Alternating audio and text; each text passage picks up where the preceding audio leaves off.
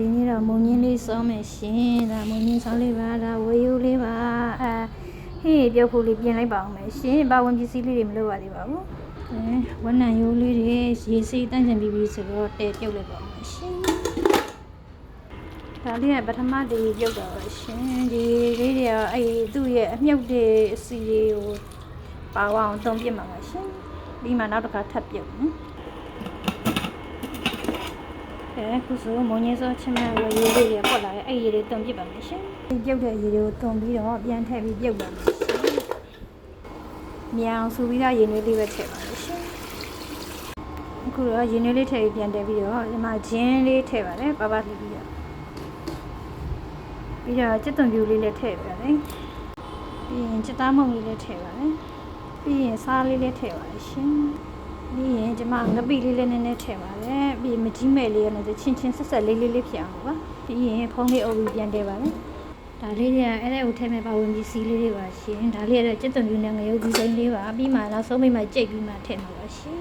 ဒါလေးကမကြီးမဲ့လေးပါခရင်းညင်လေးလေးကိုရှစ်စိတ်ကျက်သွန်လေးလည်းရှစ်စိတ်စားထညက်ခဲလေးပါရှင်ကြံတကာမရှိတော့အိမ်မှာရှိတဲ့ထညက်ခဲထည့်ပါမယ်ကဲဝါရိုးလေးပြုတ်ထားတော့အရွက်လေးတင်လိုက်ပါအောင်မယ်ရှင်ကျမကတော့ဝါရိုးလေးနဲ့စောပါတယ်ကြက်ရိုးလေးနဲ့စောလည်းရပါတယ်ရှင်မုံညင်းလေးတင်ပြီးသွားပြီဆိုတော့စားရည်လေးစိန်ထားလိုက်ပါမယ်ရှင်ဒါလည်းမုံညင်းစောတဲ့ထဲကိုမှနန်းနန်းလေးပါရှင်ကဲအဲ့ဒါလေးစိန်ထားတော့ကြက်သားအာလူလေးချက်ဖို့ပြင်လိုက်ပါမယ်ရှင်ကဲကြက်သားလေးလုံးလို့ချက်သွန်ဖြူနီလေးနဲ့ထောင်းပါရှင်ပြင်ရုပ်တိချက်တော့လေးထည့်ထောင်းပါရှင်ရုပ်တိနူးမောင်လေးနဲ့ထည့်ထောင်းပါလေကဲထောင်းပြီးတော့ဆိုတော့ဒါလေးကိုခါလေးထည့်လိုက်ပါရှင်လုံးချက်ပါ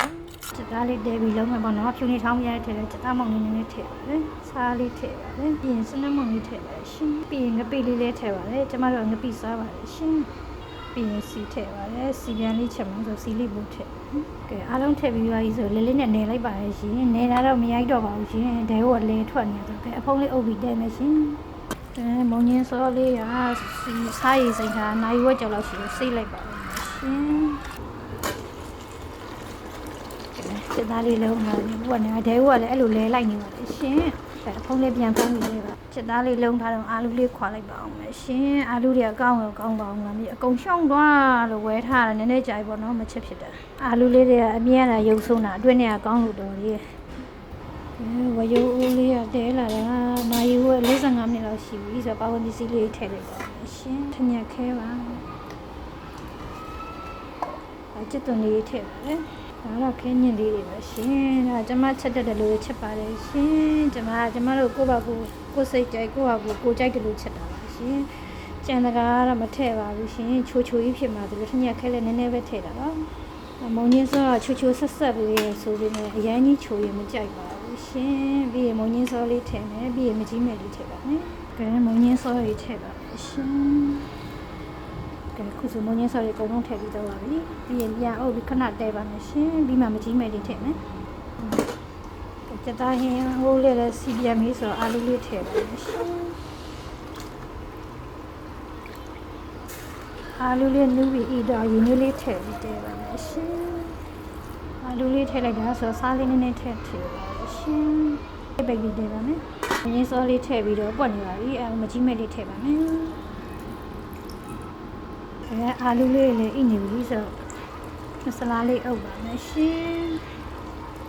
မုံညင်းစောရေလည်းတော်တော်ကျသွားပြီဆိုတော့ကျက်သွန်ဖြူလေးကြိတ်ထားလေးထည့်ပါမယ်ရှင်ပြီးရင်နန်းလေးပမာနန်းလေးလည်းထည့်ပါအုပ်ပါမယ်မွေးနေရကဲကျက်ပါပြီရှင်ကဲခုကျအာလူလေးရပါပြီရှင်ကျက်ပါပြီကဲမုံညင်းစောဟင်းလေးလည်းရပါပြီရှင်အလုံးချက်တော့ပါပြီရှင်